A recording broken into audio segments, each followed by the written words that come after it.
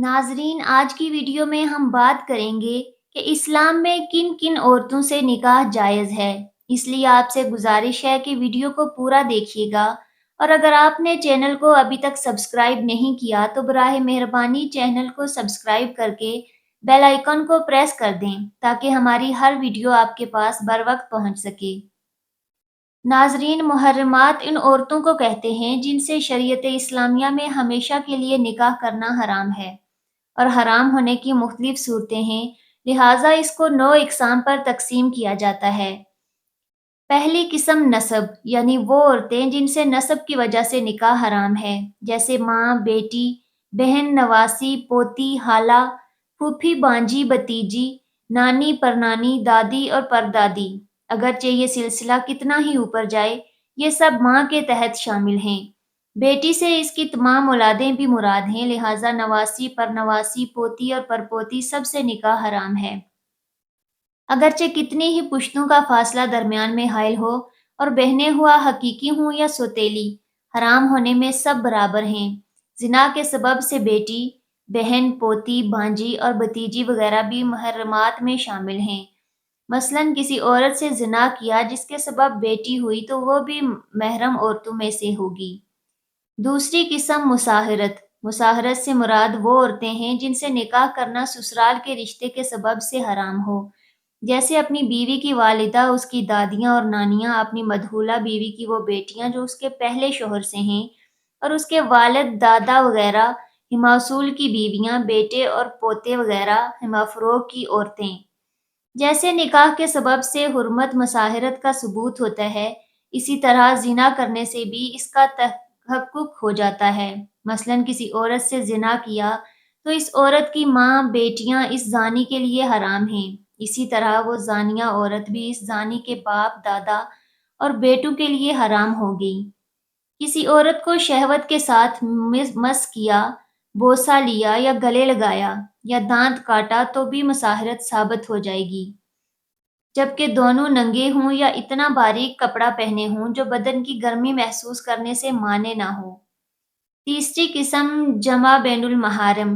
جمع بین المحارم کہتے ہیں ایسی دو عورتوں کو ایک ساتھ اپنے نکاح میں جمع کرنا کہ اگر ان دونوں میں سے ایک کو مرد تصور کرے تو دوسری کا نکاح اس سے حرام ہو، جیسے دو بہنیں کہ ان میں اگر ایک کو مرد تصور کرے تو یہ آپس میں بھائی بہن ہوئے، اسی طرح خالہ، بانجی اور پھوپھی، بھتیجی۔ یہ قاعدہ جس کسی رشتے کے ساتھ پایا جائے گا، ان عورتوں کو ایک ساتھ ایک نکاح میں جمع کرنا حرام ہوگا۔ یہاں تک حکم ہے کہ اگر ایک کو طلاق دے دیا، اگرچہ طلاق مغلظہ ہو، لیکن جب تک وہ عدت میں ہے دوسری سے نکاح حرام ہے۔ چوتھی قسم رضاعت۔ رضاعت سے مراد دودھ والا رشتہ ہے، یعنی وہ عورتیں جو دودھ والے رشتے کی وجہ سے حرام ہیں، جیسے کسی عورت نے کسی چھوٹے بچے کو اپنا دودھ پلایا تو وہ اس کی رضاعی ماں ہوئی، اور کسی چھوٹی لڑکی نے بھی اسی عورت کا دودھ پیا تو یہ دونوں آپس میں رضاعی بہن بھائی ہوئے۔ ان کا نکاح آپس میں حرام ہے۔ یہ حرام ہونے میں اصل کی طرح ہے، یعنی جو عورتیں نسب کے سبب سے حرام ہیں وہ رضاعت کی وجہ سے بھی حرام ہیں۔ مسجد یا مدرسہ میں زکوٰۃ دینا کیسا ہے؟ مدت رضاعت۔ دودھ پلانے کی مدت صرف 2 سال ہے، خواہ لڑکا ہو یا لڑکی۔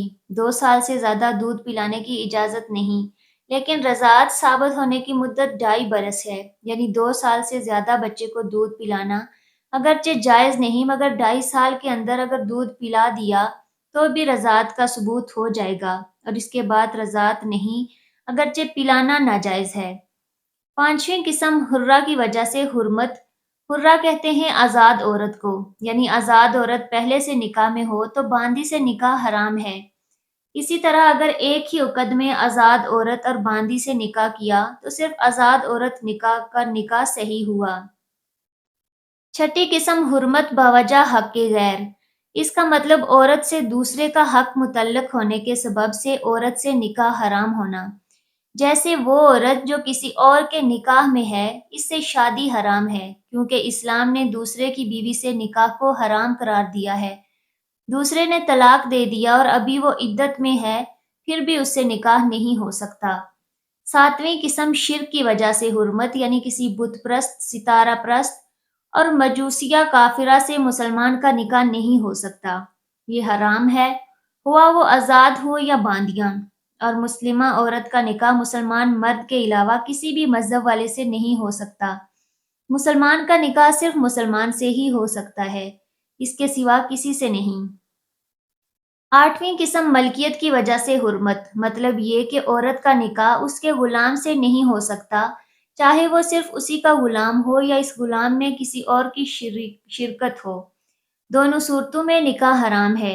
اسی طرح آقا کا اپنی باندی سے نکاح کرنا جائز نہیں، چاہے وہ مکاتبہ ہو یا مدبرہ ہو یا ولد ہو۔ اگر یہ چاہتا ہے کہ باندی سے نکاح کرے تو پہلے اسے آزاد کرے پھر نکاح کرے۔